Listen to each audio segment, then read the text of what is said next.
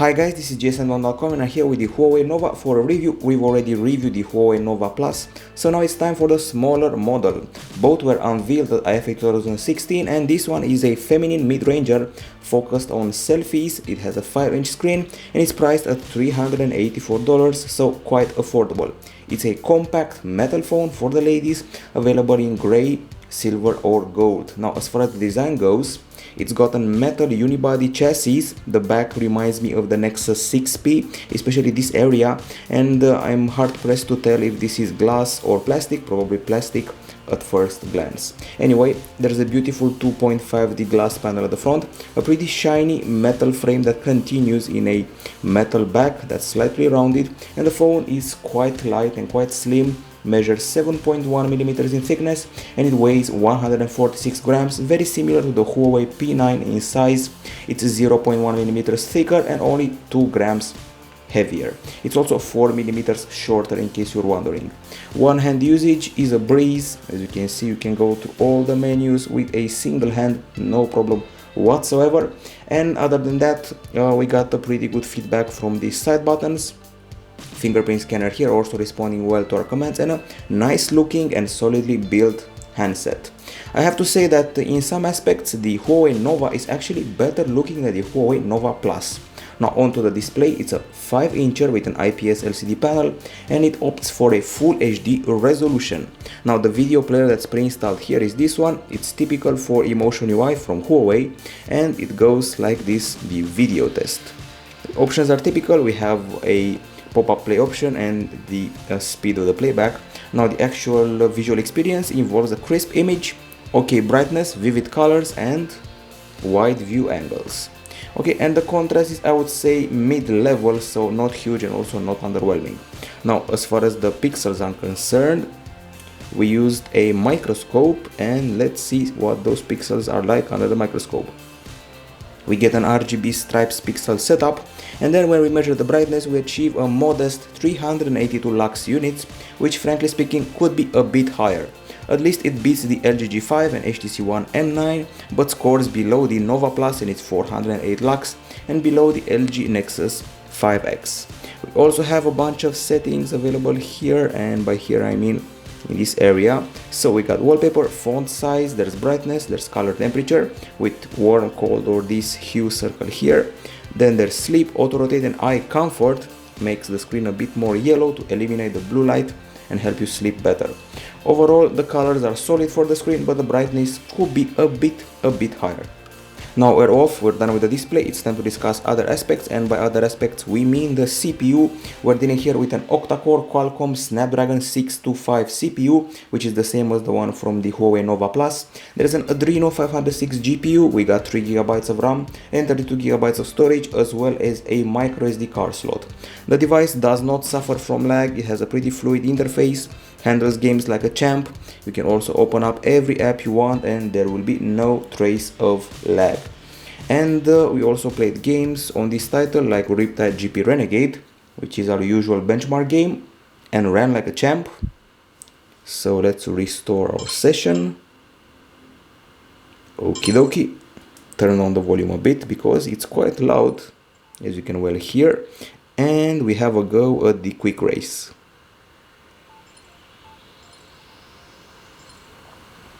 Not the brightest screen in the world, but still the game is pretty well rendered, as you can see. The water looks spectacular and the speed sensation is great, particularly when rushing onto a trampoline, jumping and things like that. Nice water drops on the screen, no frame drop here, nice shadows, lighting and texture. So gaming wise the CPU and GPU do a fine job. It's a 14nm CPU after all, so pretty modern. Okay, so we're done with the gaming. It's time to discuss the performance a bit more in depth, and this means benchmarks. Okay, so let's see what the benchmarks bring. As usual, we did the quadrant test, Antutu testing and all that. So for example, in Antutu, this is the score we achieved. This is Antutu 6. We were able to beat the Asus Zenfone 3 and the Huawei P9 Lite which is no small feat. And then in 3D Mark Ice Storm Unlimited, we got this score here, which beats the Asus Zenfone 2 and basically most of the Huawei Honor models, and is pretty much on par with the score of the iPhone 5s. We also did a quadrant test, and in quadrant we beat the Asus Zenfone 3 again, so that's a pretty excellent feature. We also tested the device in Basemark X, which is this one here, and we got an excellent score that even beats the Huawei Nova Plus. It's a solid mid-ranger performance and it does not sacrifice the temperature luckily. So we achieved a result of 32.8 degrees Celsius after running GFX Bench, an intensive benchmark, and we achieved 35.1 degrees Celsius after Riptide GP Renegade, so no overheating here. Now as far as the battery goes, it's a 3020 mAh unit, and meanwhile the Huawei Nova Plus had a 3340 mAh, so not a big difference, and that's nice. Now we did a video playback test, and that means HD video playback in a loop with Wi-Fi on and brightness at 200 lux, and we achieved an amazing 10 hours and 18 minutes, which is very good. It beats flagships like the LG G5 and the Li Eco Max 2, but scores below the iPhone 6. Then came the other test. This one is truly amazing. It's actually the 10th spot from all the phones we ever tested, keep in mind, and it's also the 10th spot. It's tied with the Galaxy A5 2016. 9 hours and 24 minutes of continuous usage. It's superior to the Galaxy S7 Edge and the Nova Plus. Excellent fit here. The charging is done in 2 hours and 11 minutes. It's just okay and equal of the Huawei Mate 8. As usual, Huawei has a ton of options for the battery tweaks. We go here to Battery Manager, and we got a power plan with 3 main features: performance, smart, and ultra power saving. This one cuts the connectivity. It keeps basic call and message features. This one tweaks the CPU and network, and we got several other gimmicks like optimization on the fly with a single tap, and Wi-Fi on during sleep, and ultra power saver reminder. Overall, a pretty solid battery, actually more than solid. It's a great battery and possibly more impressive than the one of the Huawei Nova Plus. On the acoustic front, we get a singular speaker here, a 6-hole speaker grill right here, and as usual for Huawei for years now, the music player is simple, does not have extra options, and it does not have an equalizer. Now let's listen to a tune like this one here.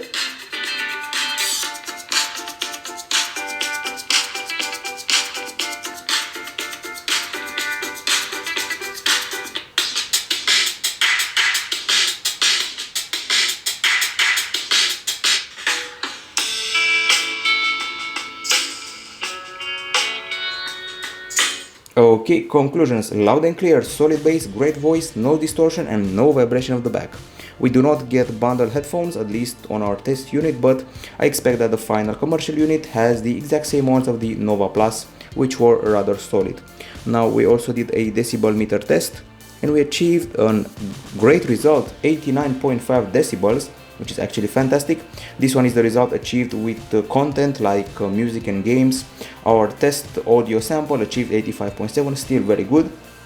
And this result beats the Nova Plus, 83.5 decibels, quite a bit, and equals the Galaxy Note 4, and it's the 6th placed model all time.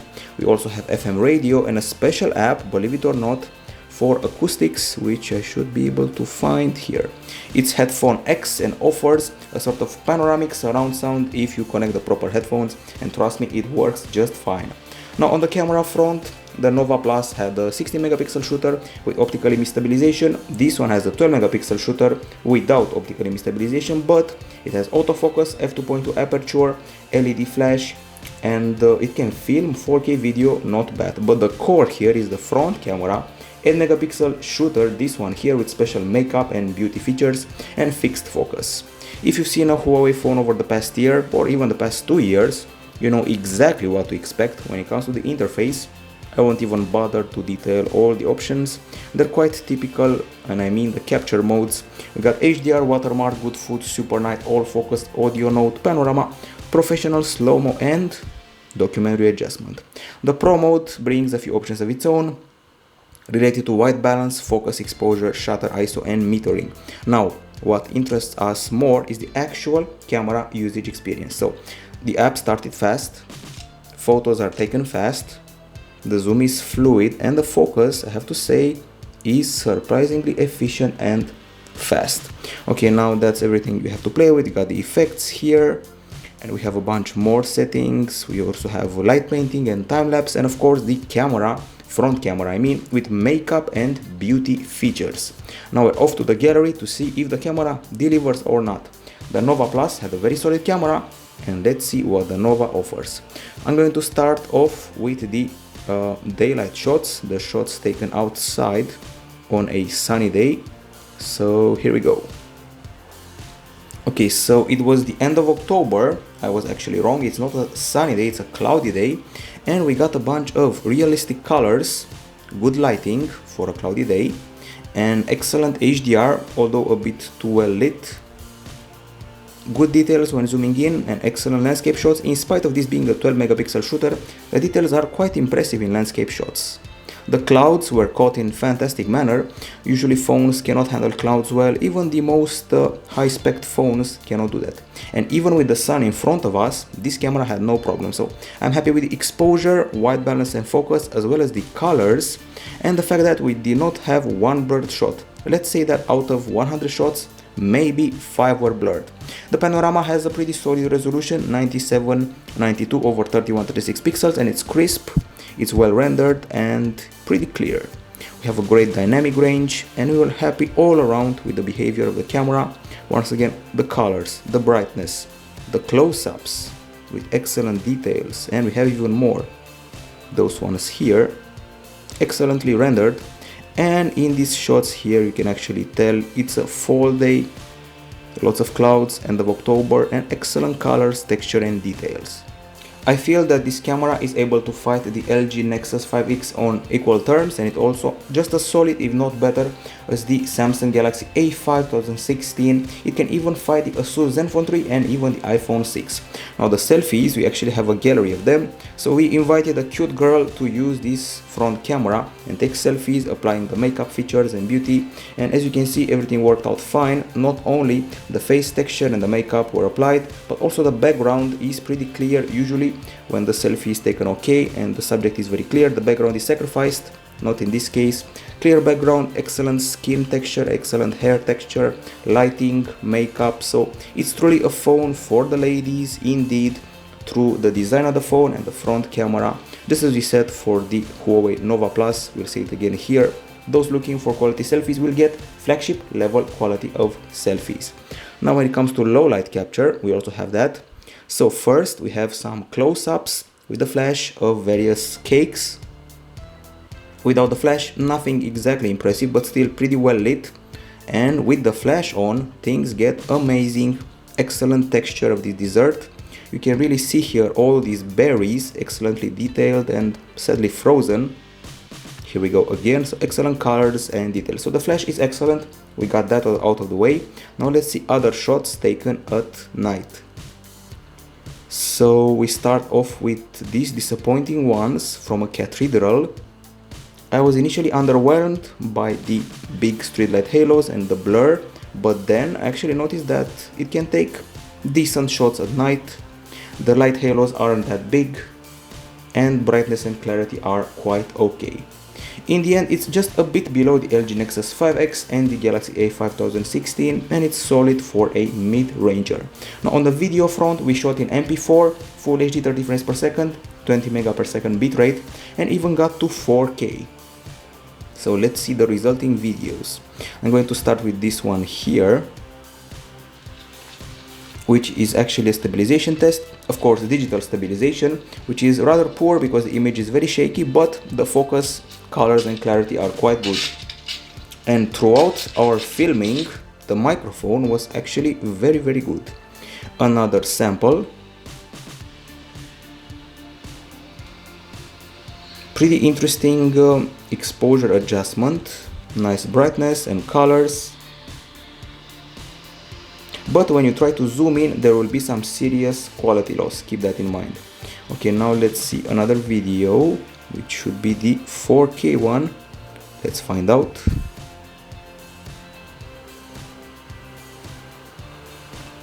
Okay, so let's find the details, here we go.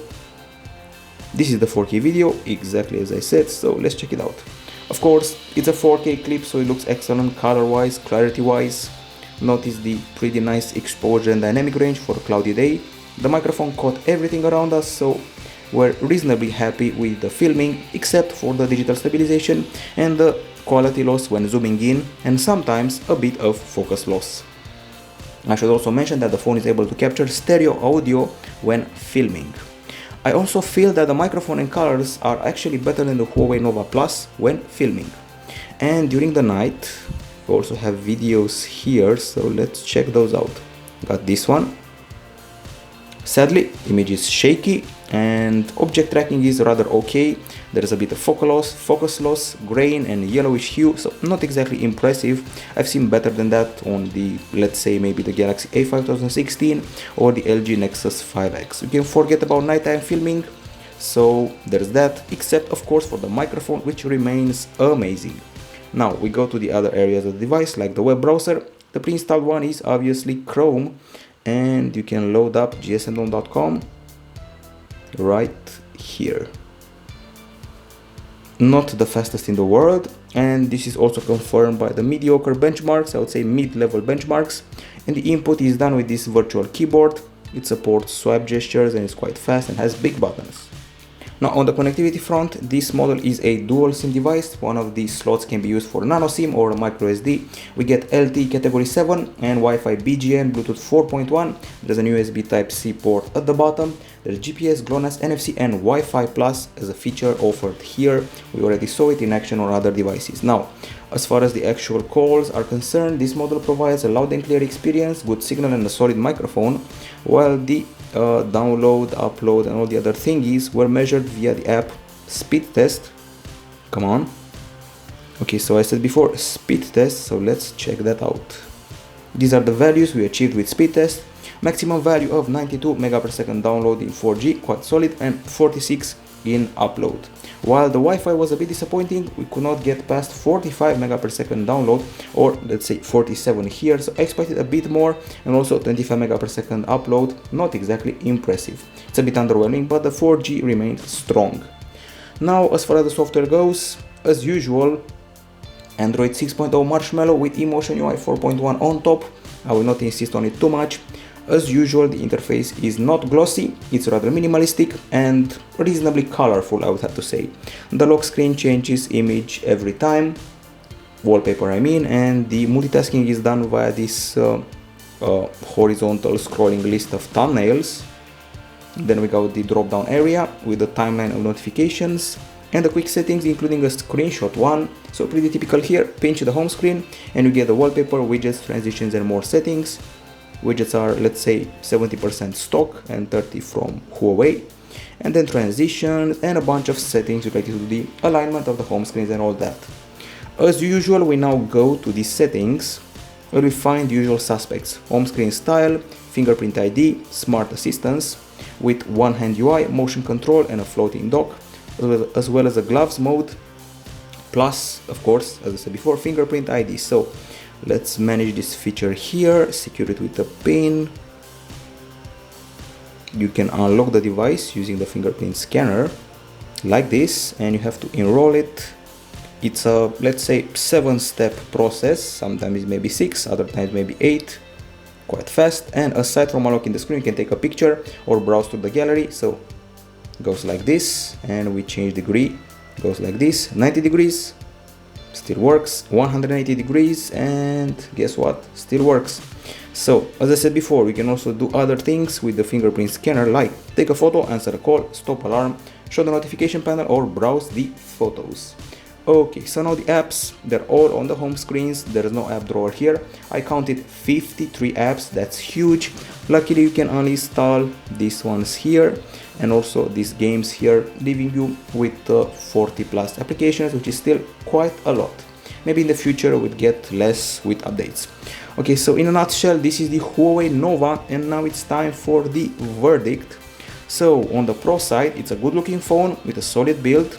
The display is okay, got pretty good performance, very good battery, a loud speaker, both cameras are good, we have great selfies, and a fluid user interface and experience. Now on the con side, the screen could be a bit brighter, I have to say, and the videos, well, when you zoom in you lose quality and digital stabilization is rather poor, and they're also a bit shaky. The low light clips and the photo capture were not constant, and the Wi-Fi should be a bit faster. And in the end, we do not have scratch protection for the screen, and there are loads of apps installed. So this remains a solid mid-ranger, a compact phone for the ladies thanks to the very solid front camera, but also with a very good battery for such a small format. So selfies, battery, performance, and why not the main camera as well for a teenage phone which can become legendary this winter if sold at the proper price.